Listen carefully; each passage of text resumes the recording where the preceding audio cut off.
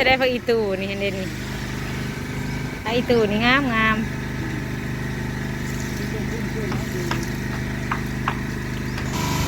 เล่พี่น้องเล่อะไรได้วางนี่ยังจะลืมอีกอะไรพี่น้องเลยลืมอีกนั่นแต่เขาบ่หักเขาทำราคาเท่าไรเห็ดนะก็ได้ก็แล้วก็ใส่หลอกนี่เลยข้างนอกมาเห็ดสโลปลงเลยนะพี่น้องแบบว่าเวลาเอารถจักรขึ้นมอเตอร์ไซค์ขึ้นนะพี่น้องก็เล่นขึ้นนี้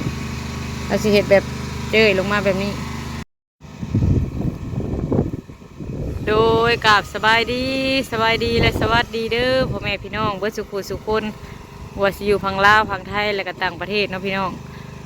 มาพบมาพอกันเมื่อนี้สาเล็บน้อยกับมาทั้งเพื่อนในแถวค่ำคือเก่าพี่น้องเลยมา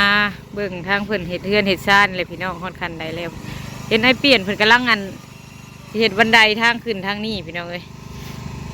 เห็ดบันไดขึ้นทางนี้ให้ไม่เท่าค่ำยันว่าเพื่อนเห็ดขึ้นทางนี้ทางบ่าววันเพื่อนกระโจะหูไล่ก่อนบานประตูอยู่เอ็นทางในบุพี่น้องตอนเช้ามื้อนี้พี่น้องเลยลมพี่น้องอากาศน่ะแดดออกอยู่ครับลมแห้งคือว่านี่กับแห้งคือกันพี่น้องเลยมีแต่สิพาพี่น้องเข้าไปเบิ่งทางในพี่เลยเรากำลังโกเราก็เอาบล็อกแถวเพื่อนนี่แหละตัวมันยาอยู่แถวนี้มาโกใส่เห็ดบันไดนะพี่น้องบันไดทางขึ้น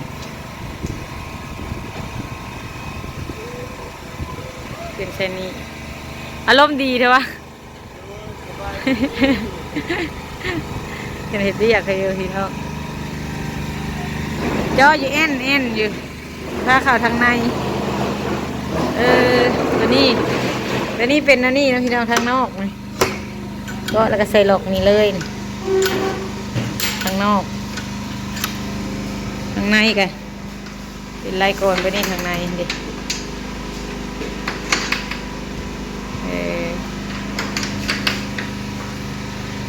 บนเกาะกระเจ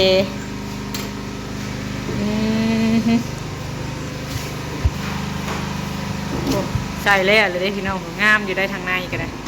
สีบานประตูนี่ก็พอดีงามลายก่อนเจาะเสร็จเรียบร้อยลายก่อนบานประตูแล้วได้หลอกเลยพี่น้องได้อัดและบานนี้ใส่ยวงจับนี่ใส่อันนี้เอาบนหลอกประตูใหญ่ตัวใหญ่อย่างนี้พี่น้องอัดประตูใหญ่บอกนะยังบ่สั้นใส่ไล่กรตัวนี้ตัวใหญ่ใส่ทั้งขาอันนี้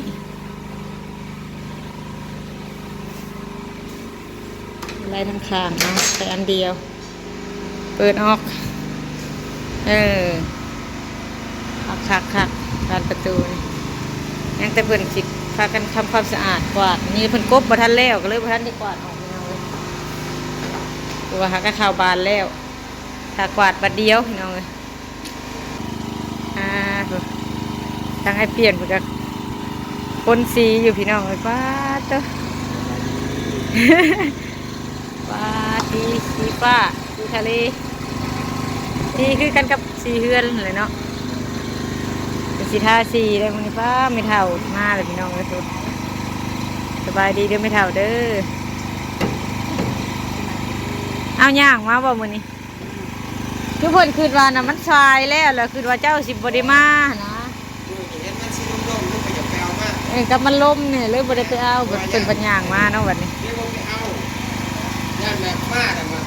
สบายคือว่ามันอากาศมันเย็นแม่นหั่นเลยร้านสาวเพิ่นปกติน้องผู้วงไปเอาพี่น้องเอ้ยหลังจากมาส่งบ่าววันแล้วน้องผู้วงน่ะสิกล้าบอกไปเอาไม่เท้าแต่มื้อนี้ไม่เท้าแล้วย่างมาฮะ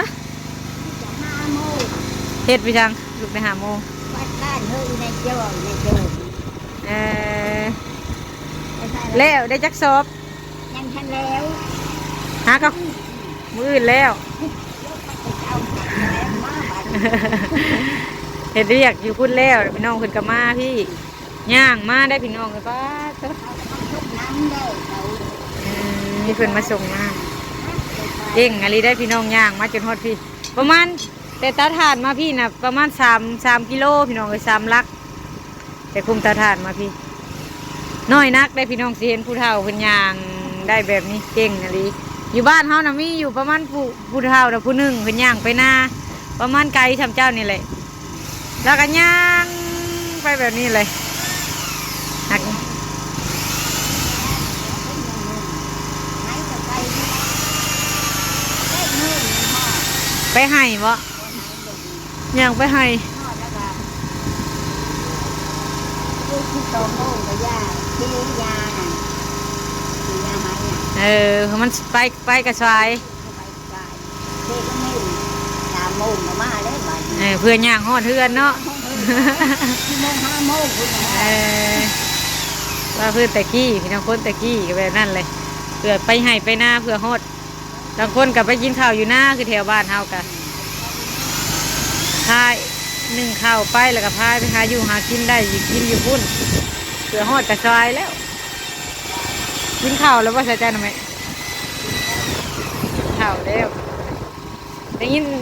ว่ากับน้องพวงอยู่เอ้ยมันสายมันหนาวหล่นย่านแล้วบ่มาดอกเฮาก็เลยบ่ได้ไปเอา ก็เลยบ่ได้ออกไปเนาะไม่เท่าย่างมามึงใช่แต่มันแดดเนาะไม่เท่าเนาะใช่แต่มันแดดอยู่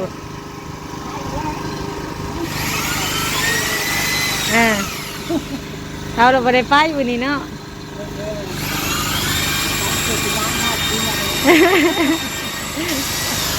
ก็เลยย่างตักมาฮอดพี่พี่น้องเอ้ยเราก็ได้ย่างไปย่างมาก็ฮอดซ้ำ น้องพวงไม่เท่ามาหอดเลยเป็นทั้งร้านเช้าว่าไม่เท่าหนาวว่ะรับมาแล้วมือนี้ว่ะ ย่างท่าร้านเช้าอ่ะพอดีฮอดพี่ มาทางนี้กับเสียงจักนี่พี่น้องเลยทาสีแล้วพี่น้องเลย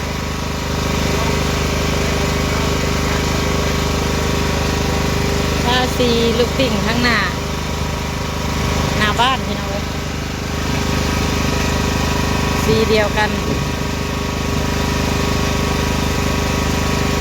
เสียงจักเลยพี่น้องจักอยู่ในใกล้ๆนี่ จักกับพอดีอยู่ใกล้ๆนี่เลย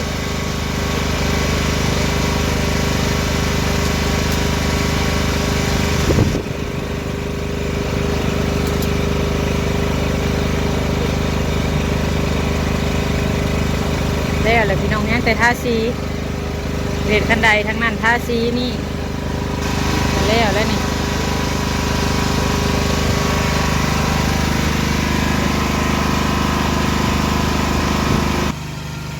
โดยพี่น้องทั้งนี้นะเพิ่นสิเฮ็ดแบบทางเอารถขึ้นพี่น้องเลยแบบเทชั้นลงมาเลยโบเมนขั้นใดนะพี่น้องเราก็เลยเอาก้อนดินบล็อกตัวมันแตกเนี่ยมันมาเฮ็ดเสร็จสโลปลงเลยนะพี่น้องแบบว่าเวลาเอารถจักรขึ้นมอเตอร์ไซค์ขึ้นนะพี่น้องก็เล่นขึ้นนี้เราสิเห็ดแบบเจยลงมาแบบนี้บุเมนเห็ดเป็นขั้นใดได้พี่น้องบ่อนเอารถจักรขึ้นพี่น้องเห็ดเป็นสโลปลงมาแนวนี้ถ้ามีสแลมน้อยว่าขั้นใดแต่บุเมนบ่อนเอารถจักรขึ้นเล่นขึ้นนี่ก็พอดีเลยพี่น้องครับขึ้นเลย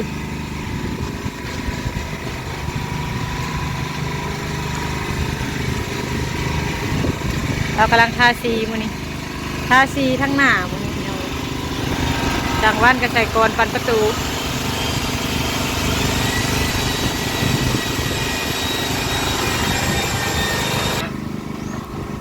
แล้วได้พี่น้องเลยยังแต่ตัวทั้งหลัง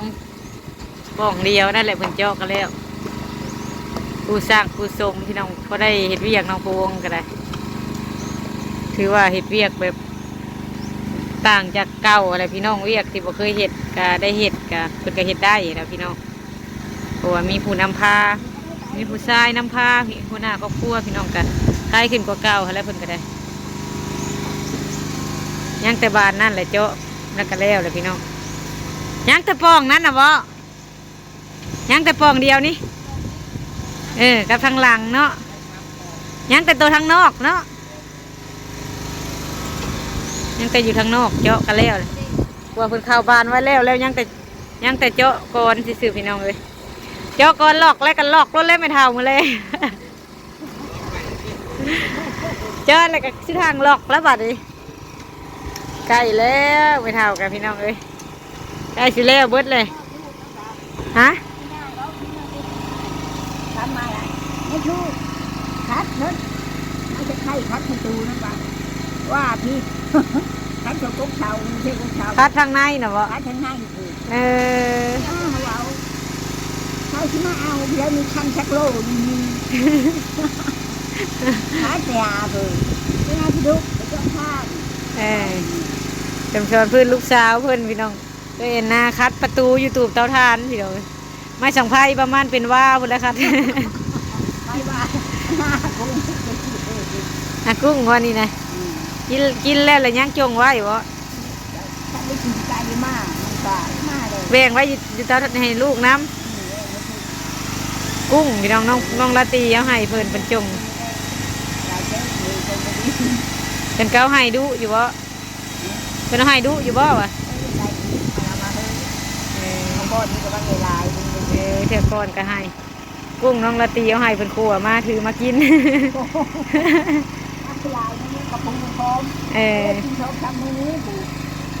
ได้ลายอยู่ได้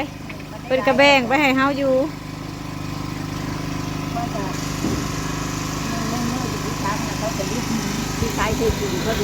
เออ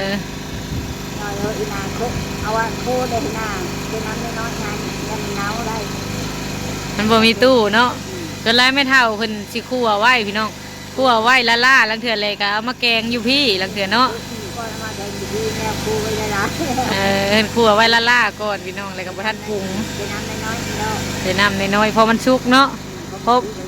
พอมันบ่เน่าเลยพี่น้องพอมันบ่มีตู้เย็นแล้วก็มาแกงอยู่พี่ได้หลายอยู่ได้เมื่อคืนนี่ก็เห็นเพิ่นถ่ายคลิปก็ได้บักหลายๆเลยพอได้กินอยู่เพิ่นไปใส่กันกระปูก็ได้เถื่อละบักหลาย กระปูก็ได้เรื่องลายกระปูคนนั่งอยู่กระปูคนนี้เขาทุกวันนะ ๆตัวเพิ่นแบ่งให้นะบ่ เป็นแม่แค่มีแก้วดี พอได้แจ่วกินกับผักเนาะหวานแล้วบ่ในผักนะ แต่ไม่ว่าทำไมเอามาดี แบ่งในผักมาให้เพิ่นพี่น้องผักกาด ใครเอามา ให้เพิ่นหวานผักกันอันนั้นกับเฮาผักน้ำน้องลาตีมาให้เพิ่นผักผักซี่กับผักหอมป้อมนี่ตัวหวานเนี่ยผักน้ำน้องไผ่มาให้แบ่งกันปลูกผักไว้ให้ปานานอยู่เตาถ่านนี่เขาซาให้อยู่เพิ่นปลูกกินพอได้ใส่แจ่วหั่นเลยเรากำลังปลูกซากันเลยญาติเพิ่นปลูกอยู่ในพี่กันละปลูกแบ่งให้เพิ่นแล้วหอมป้อมกับผักซี่แบ่งให้เพิ่นนะ มันดีพูดดีใจอีกอ่ะคอยกู้ดีน้องช้าให้กินแล้วกันไปดูไปดูดี มาปลูกไว้ก็ได้กินไว้เนาะ ด้วยดีมา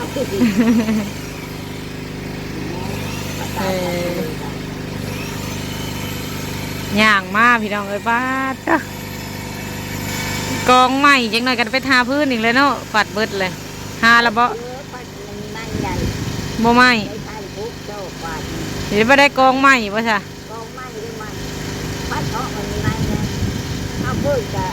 ดูเลยมาดูลงแล้วมันดันแล้วมันมีไม้เพิ่งจะเลยจะ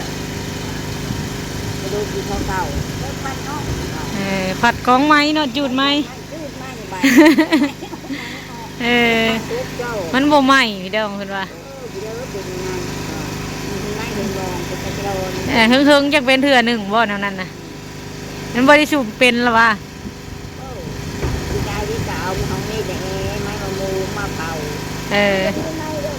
หรือมันเป็นน้ำไหม้บ่เนาะ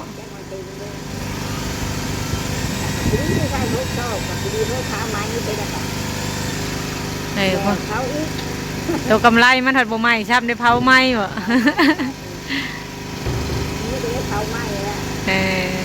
ให้อยู่ชาวแอนนาเพิ่นกับเฮ็ดอยู่พี่น้องเพิ่นเผาเองเพิ่นกับเผาอยู่พุ่นเลยบ่ได้มาพี่เพิ่นกับเผาอยู่พุ่น เป็นมือเพิ่นมาเพิ่นก็มาพี่น้องชาวเอ็นนาก็ได้ นะได้แต่กระเป๋าไปเป็นเอาเป็นไม้เจ้าไม้เลย มีแต่สิเบิ่งให้เปลี่ยนแล้วก็ทาชีก่อนวันนี้มื้อนี้เราก็ทาฮอดพี่แล้วนี่ปวดทันทาชีเลยแต่พ่อยตัวน้อยนี่มันขัดเนาะทาชี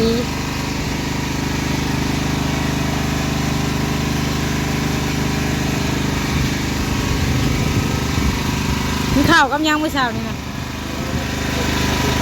ต้มมีโอ้กูบ่าวโสดนี่เนาะกินง่ายๆพี่น้องต้มมี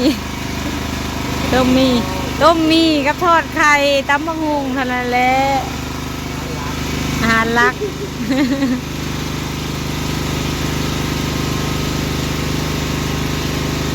ทาสีแล้วนี่ก็เริ่มแล้วไปที่ละเล็กละน้อยเลยพี่น้องสมกับ2 คนเฮ็ดเวียกปล่อยไป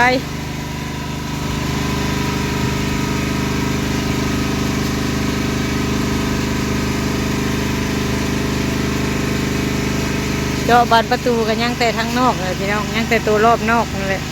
เจาะไล่ก่อนประตูกันได้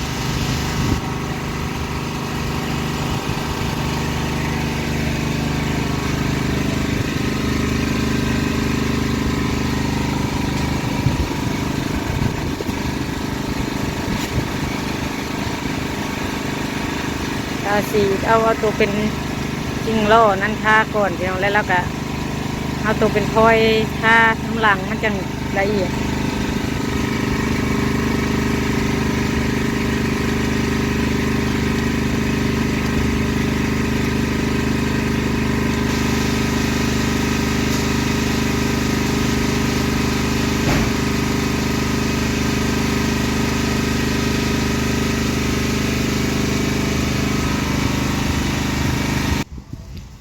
มาฮอดพี่แหละพี่น้องตัวนั่นเจาะแล้วเลยข้าวเดียวนึงพี่น้องมาฮอดพี่เลยย่อเตียงมาฮอดพี่เลยเจาะเป็นไม้ไว้เพิ่นก็เจาะแล้วเพิ่นก็ใส่ไม้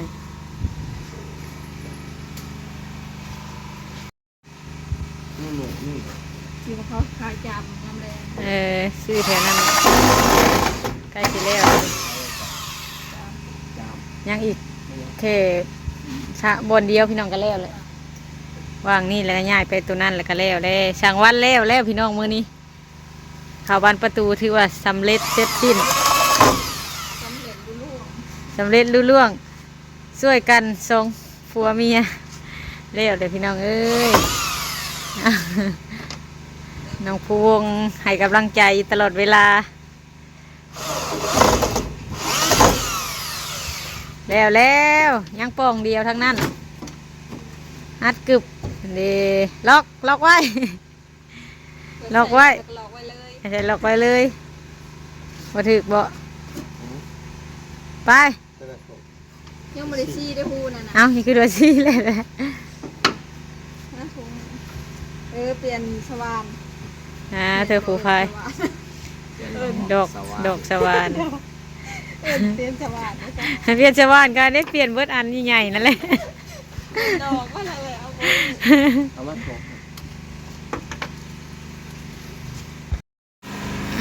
มาวันนี้มาปัดทางในเนาะปัดขี้กบในห้อง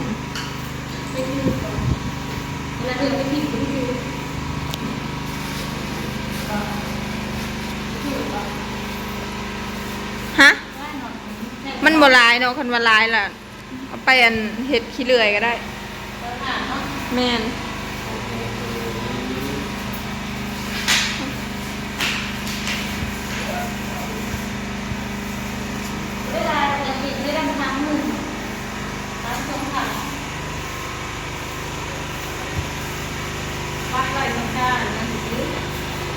แล้วเตียงออกบ้านทำงานเรียกว่ามีกระทู้เลยเนาะแม่นอนามัยเลยว่าอย่างเดียว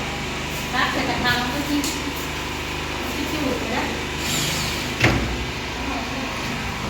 ใส่แล้วก็ล็อกเลยโอ้เส อ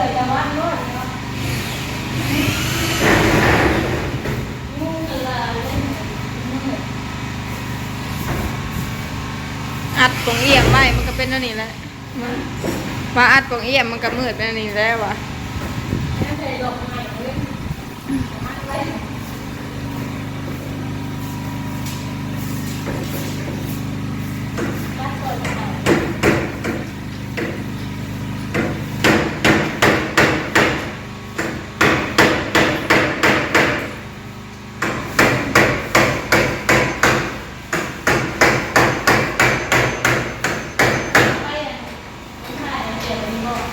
ฮะ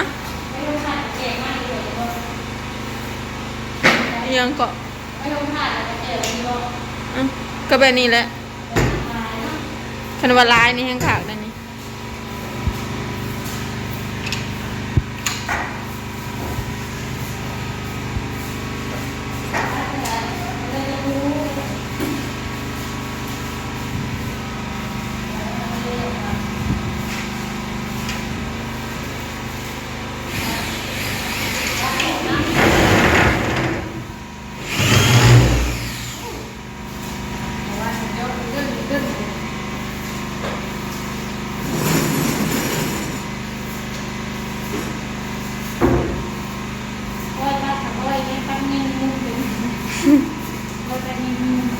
คิดว่าพอยได้ฮะ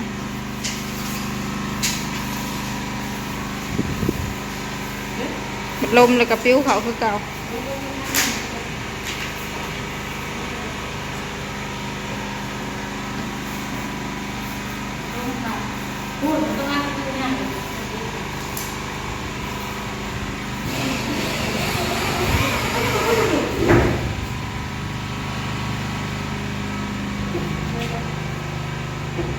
บ้านออกมาเพราะมันมีวางนิดหน่อยบอกไว้ก่อนเลย ทางนี้ทางไม่เท่าเพิ่นฮดพักพอดีว่ามีทางน้ำอยู่ในนี่ให้เปลี่ยนแล้วมาเห็ดอันนี้เพิ่นก็เลยตักอันนี้ฮดจังใกล้แถวฮดพักพี่น้องเอ้ยว้างามจะได้พักอีตูนี่เห็นเด่นนี่พักอีตูนี่งามงาม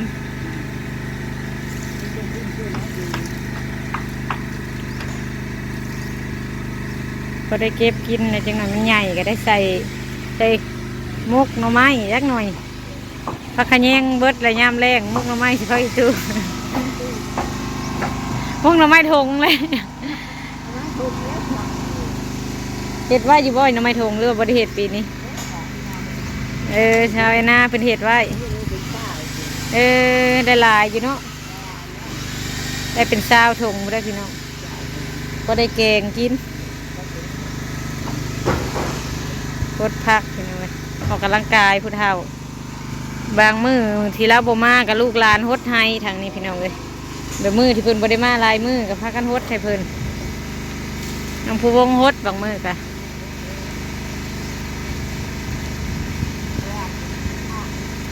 ฮะ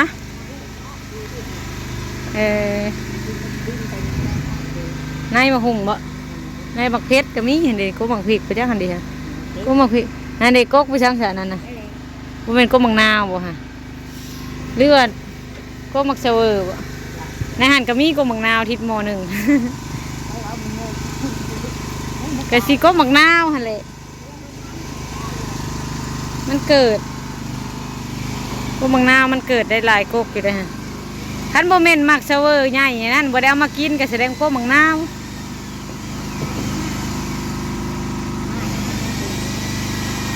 นี่เพิ่นว่าสิเอาไว้ให้มันใหญ่เพิ่นจังสิง่ายพี่น้องเอ้ยผู้ง่ายจังง่าย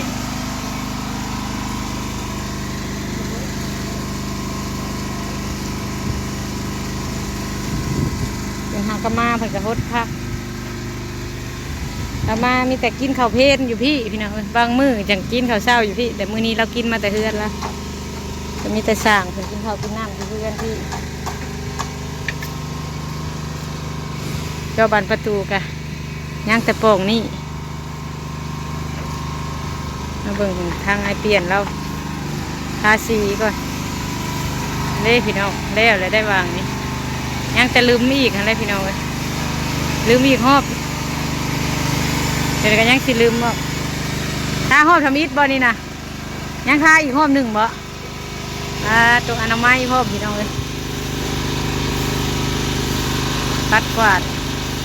บอนเดียนพบปันประตูเพราะว่าแล้วมื้อนี้ก็คือสิอนามัยออก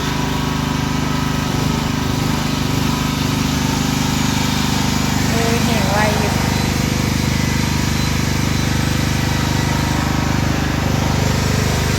มันก็มีสีแดงเฮ้ยฮะ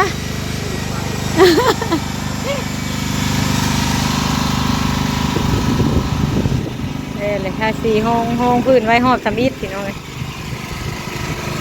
พวกเราก็พาหอบที่สองพูดได้จังแล้วหอบสำอิดมันก็ยังสีขาวอันตัวปูนห้องพื้นอยู่ตัวอันสีห้องพื้น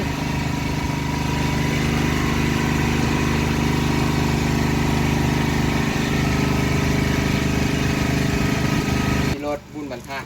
เอาหับบ่ ไปขอสมัครไปคุ้นงานได้เปิดเลย ตัวอยู่ไหนเห็นได้ตัวเขาหับข้อมูลเขาลายก้นก็จะก้นเนาะ ย่อไปทางหน้าบัดนี้ทางเฮือนครัว ที่รถเราก็ว่า เพิ่นเว้าใส่เฮาอยู่ได้เพิ่นว่าแบบหาเวียกเพิ่มพอได้เงิน ไปบอส โอ้ยถ้าเขาหับนะอย่าเขาหับนั่นแต่เขาบ่หับ เขาทำราคาเท่าไรแกเห็ดนะก็ได้ โอ้ยลายมืดเติบได้เสร็จแล้วมาก แดงนี่ประมาณ10 นี่เนี่ยเจ็ดมือ เพราะว่าอยากไปลองท้ามันดูแล้วมันก็ลองครับ เจ็ดมือได้งานเป็นปี มาสุดเปลี่ยนหรอกประมาณ แล้วพี่น้องเลยมาตัวนี้กับบานชุดท้ายและห้องชุดท้ายเลย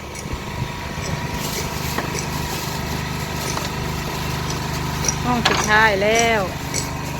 เจ้า หัวได้พี่น้องเข้าบ้านประตูก็พักกันหัวโอ้ยเนาะแล้วบัดนี้น้องวงกับอ้ายวันเพิ่นกะถือว่าเสร็จสิ้นแล้วเข้าบ้านมื้อนี้ จ่อลูกกอนมื้อนี้ พาแต่กันหัวเนาะโอ้ยหัวจนเมื่อยเลยได้นี่ย่างนี้ป้าก็พาแต่หัว เบิ่งทางไอเปลี่ยนท่าชีก่อนผมไปเท่ากับเทียบที่เรื่อยโอ้นั่งไม่ได้บาทนี้คุณนั่งเห็น จับกันนานเลย จังบ่เจ็บเอวเนาะทางหน้าแล้วบัดนี้ตาสีพี่น้องสำหรับคลิปนี้ก็สิได้ขอจบคลิปก็เด้อพี่น้องเด้อมื้อนี้ก็